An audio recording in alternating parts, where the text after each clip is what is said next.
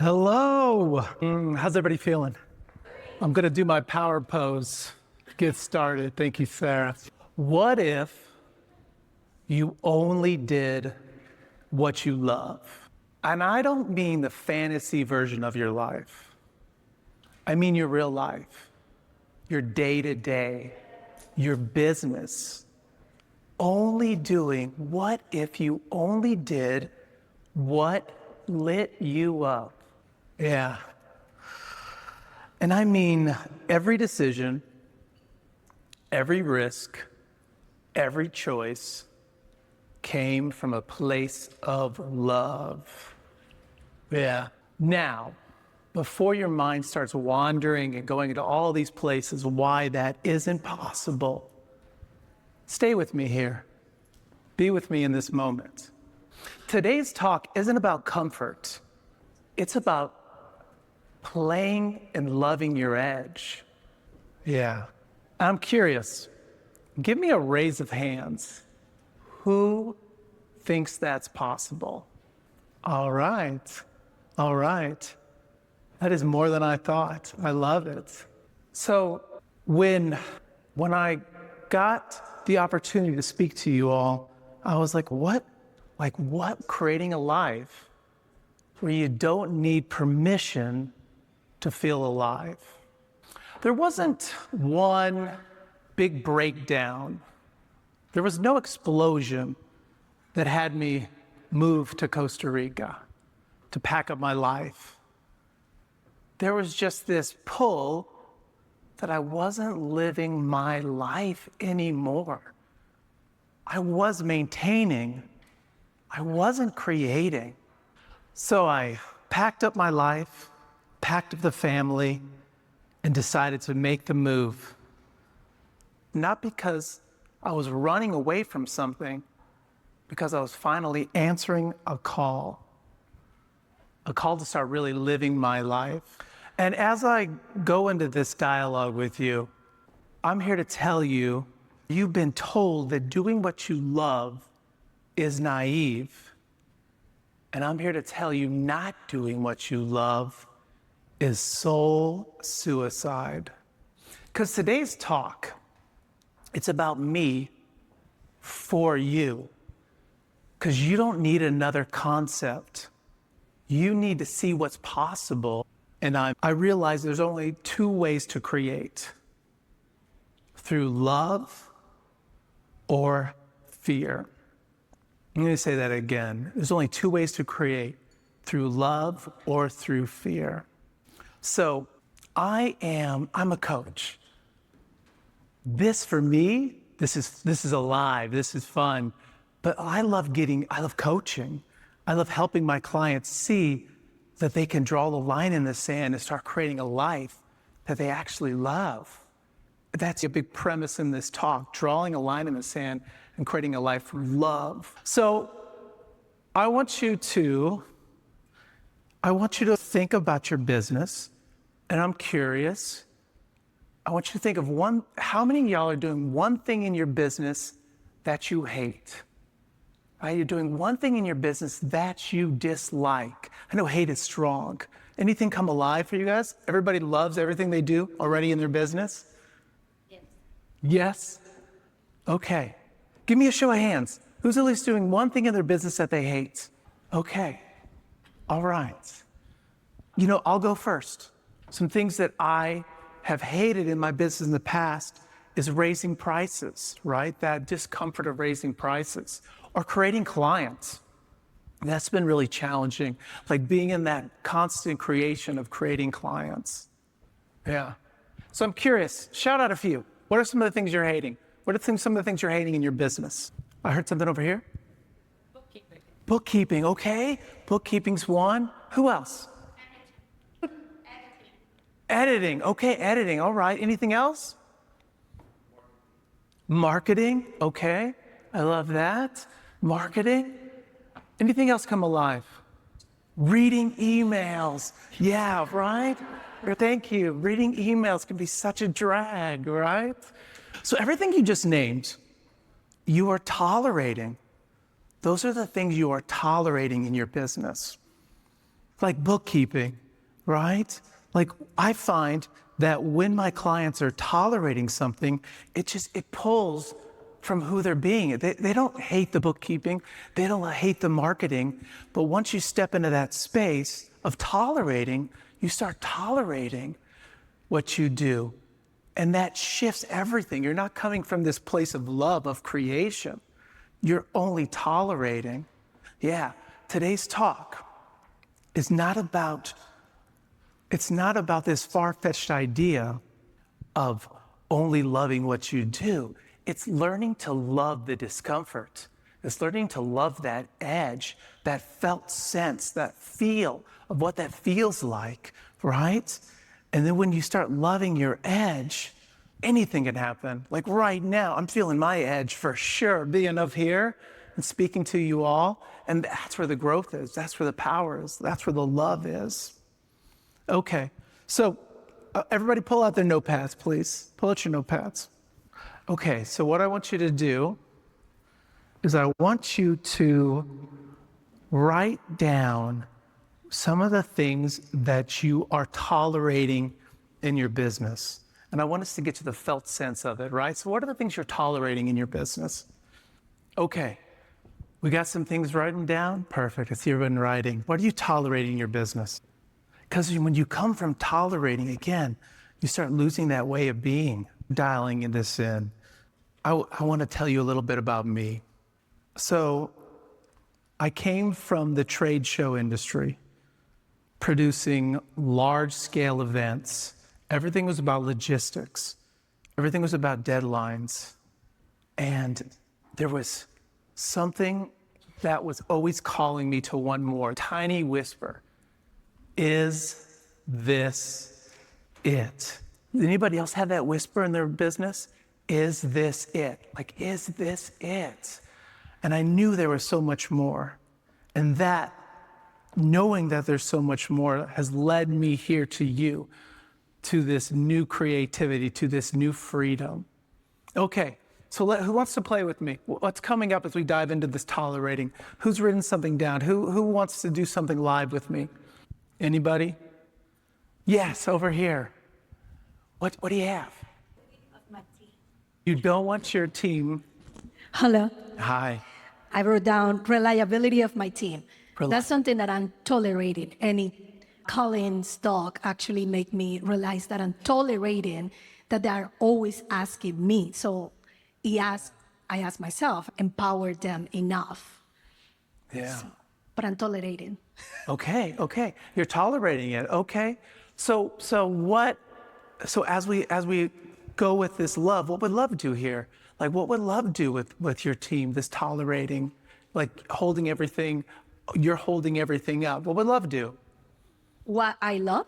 What would love do in this situation? I would like them to be a little bit more independent. Yeah, okay. So, yes. Okay, how do we create that? How do we create more independence among I guess creating a more structured standard of procedures so that they can follow. Sometimes it's probably my fault because I haven't been clear. I mean, I have been clear on my expectation from my side, maybe not on their language, on what, in a way that they can truly understand what I'm expecting and guessing. Okay. I'm making this up as I go. Yeah. Well, you said something that I love, like how am I creating it, right? Like that is one powerful thing that if you can take away with that, like taking that radical ownership of how am I creating that, right? Like I love taking that radical ownership with everything, right? Like the garbage late to the house. I'm like, oh, how did I create that? Oh, I could have ran alongside the garbage truck, right? I could have helped out, but it's not from this place of shame. It's like this radical honesty, this radical creativity where, oh gosh, how did I create that? And it's not from a place of shame. It's a place from full-on creation. Okay, so let me ask you again, how did you create that? By tolerating. Yeah, okay. Yes, I should have been more clear than they should have more ownership of their task. Yeah, okay. And I'm guessing by babysitting them. Yeah. I think by babysitting them. Cool, and how do we create that more ownership? How do we create that more ownership?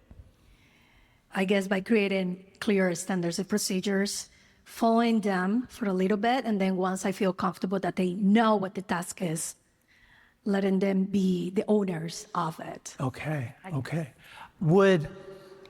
So have you had those challenging conversations with them? Yes, with one. With one. No, I'd say it's fire. Okay. You see, that's where the tolerating comes in. If we're sitting in and we are tolerating, then we stop we stop creating. We stop who we're being. We stop the dialogues. Like those challenging conversations are everything. Thank you for playing. Does anybody else want to play? Does anybody else have something they're tolerating that they want to explore? Keeping up to date with how fast technology moves in social media. Yeah. Keeping up to date on how fast technology moves in social media. Okay. All right. So how are you creating that? Continuing to just be constantly on my phone, social media. I see it as a huge blessing, but on the other hand, I see it as I'm not being present as often because I'm on my phone a lot. And I'm grateful for the opportunities, but at the same time, I feel like there are definitely ways that we can practice living in the moment and not letting how fast we're moving as a society with social media take over our ability to just connect and be present and not let it get the best of us. Yeah. Okay. And what would love do? Like when you tap into that felt sense, what would love do with this? Love would set better boundaries. Okay. Give me more. What better boundaries would love set? Boundaries over finding times to be on and connected, and then times to disconnect as well. Okay. All right. So for you, like if you came from a love first operating system, you would set more boundaries on when you are online, when you are creating, when you are putting out content. Okay. What's stopping you from do that? The fear of falling behind. Yeah. The fear of falling behind. Okay. And then we're gonna stick with that theme. What would love do here? Realize that it's my own game and no one else is to play. Yeah, okay. So you get into that present moment. You're like, this is it. All I have is this moment, this present moment, and play from that space, right? Like who makes the rules? Myself. Yeah, I love that. Okay, cool. How are you feeling? You feel complete? I feel better. You feel better? Yeah, I love Appreciate that. it. Okay. So what we're experiencing here is through creating in dialogue, we start seeing what we don't see. And through creating in dialogue, we see the opportunity to create such things as love first operating systems, like creating joy moves, creating these one agreement resets.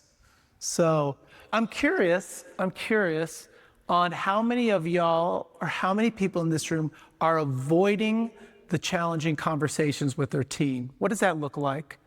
Who's avoiding the challenging conversations with their team? Yeah? Cool, you want to share anything? So I'm a person that avoids confrontation in general. So I'm a person that avoids confrontation in general, to be honest. So I started building my team 2 years ago, and now I've got a full-time team of 7 people. Okay. I've become less of a creative and more of a boss. But in doing that, I've had to really understand, like, a confrontation isn't always a bad thing, just done in the right way. I think that's the main thing, is like, if I don't tell my team what the issues are and what the problems are, they don't know, and therefore it only gets worse. So it's kind of morphing confrontation to something that isn't a negative, but into like a positive, I think, and just probably feeding back rather than confronting almost. Okay. Like the positive. Give me more about, what do you mean by that positive feeling? Like, I think seeing it as a challenge, challenges that they face, and that I can influence them in that, and maybe impart my knowledge and wisdom that I've had over the past kind of 8 years of being in the industry to really help them, rather than them have these challenges. So yeah, working with them to confront the challenges in like a positive way. Yeah. Okay. Yeah, I love it. Like you don't need much. It's like you're talking through it, right? You're like, okay, so I'm avoiding these uncomfortable conversations.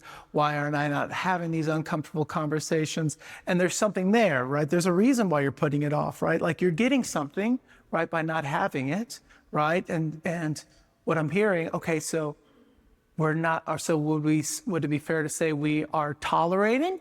And then tell me about that energy level you feel when you're tolerating. Like what shows up? Conversations. I think it becomes frustrating, doesn't it? I think there's a little bit of frustration there, and you kind of get a bit of energy and you get frustrated at like that team member. But I think when it boils down to it, you have to understand that it probably comes from you as a leader, and that as a leader, you need to lead, and you need to, rather than tolerate and get frustrated by it, you need to confront it, and you need to figure out personally what the issue is and how you can implement what you know to help your team members. Leading from the front. Yeah. Well, I love it. Like you're bringing this dialogue here, and there's opportunity to create intention around you being a leader, right? You're like, okay, I see this. I see me avoiding it. Like, I know it's hard. I know it's uncomfortable, but what I want to create with it, right? Like, how am I creating this way of being where I'm not willing to have these uncomfortable conversations, right? And I think for you, like, just like all of this is just bringing awareness to what you don't know and like speaking it out loud. Yeah. How does that feel? Yeah, good. You feel good? Okay. I love it. Okay. So I am curious if we have anybody else here. I don't want to leave anybody hanging. Does anybody else have something that comes alive for them in this moment? Okay. Okay. So today is, as we talk about loving our edge and playing in the discomfort, that's the big juice of this. It's what I've realized is when my clients decide to only do what they love and to draw that line in the sand and start creating from that, they have to buy into it. They have to buy into the belief that they can actually do that. And that's the tricky part. That is everything. That's where you start creating from love instead of fear. Okay. I want to give you guys a couple snapshots. I want you guys to see what this feels like and experience it in real time. So you can see this as examples, so you can see this as mirrors, not examples. So we'll go into my first client. I worked with Kelly and how she created a love first operating system, how she joined agreement, reset, right? So with her, she was bored with her business, fallen out of love with her business. She started creating a way of being where she operated, like how she created her team, how she spoke to her clients, how she became the creator of all her dialogues, how she opened up perspective, that I like to call it. Take radical ownership of everything you do. And from that, she created her second line of income. She created a new furniture line. It was really beautiful and fun to watch. And 12 monthly revenue increases, a new furniture line created. So just watching people shift when they start taking on this perspective, it's pretty rad. Kylie was avoiding the challenging conversations. She created a great business, but she was no longer willing to conversations. And once she started exploring that, once she started diving into that world, her whole world changed. She was enjoying those Monday morning meetings, right? And just her shifting her way of being, her identity. She had a total identity shift that just changed everything. And Mark, he was ready to sell his business. And from selling his business, he walked into his place of live business and started listening differently. He started creating differently, and it just opened so many doors. And not to sell his business, he was having so much fun in what he was creating. So if you're interested and you're curious, you want to learn more, I have a barcode up. Take a picture of it.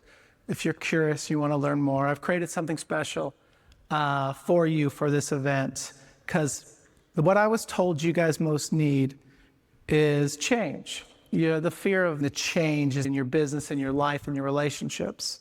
And that's what I love to do. I love the people that step into this work. I love the work that I do. And yeah, if you're curious, the barcode's up there. There's more information, a group program just for you all in this space. So yeah, and loving what you do is not about avoiding the discomfort. It's about finally falling back in love with your business again. Okay. Thank you. Any questions? as I wrap this up. Yes, Brian. What's the first thing that you suggest your clients do in order to make that transition? The first thing we do, like I got to get into a dialogue of what the challenge is and why they're not doing the things that they say they want to do, what they want to create. So then once we get into that dialogue, we can really narrow it down. And it tends to be a lot of the same conversations, right? How they create their team, how they are avoiding those challenging conversations, how they're not creating a container in the work they do, how they are not creating clients, right? Like how so many of the people I've worked with have a challenge where the clients are running their world instead of them being the leader in all those dialogues. So we really start from there. We start from who they're being, right? And who they're being in all these situations. But with the three people that you showed examples to, what was the key that took them from not wanting to sell his company to from wanting to sell his company? Like, there's got to be a line. Yeah, no, great question. Okay, so with Kylie, it was how she walked into the office and how she 6 months to have the next day, right? I'm no longer going to wait. How she would create clients. As she's interviewing the leader in those conversations, she steps into who she is and owns her leadership, right? And then with Mark, Mark just started loving his business because he started showing up at the office and being super present and just listening. He owned a production company and just listening to his people and putting the phone down and being super present and engaging in all these amazing, magical people around him in these great conversations. And with Kelly, she just needed a push. Like she's been about creating a furniture line for years, and she didn't do it. And she was talking about creating a dynamic team, and then through the intention of creating a dynamic team, a team was created. Because if you don't create intention into your business, if you don't create intention, then the intention gets created for you, and it's normally not the intention you want. Does that answer your question? Thank you.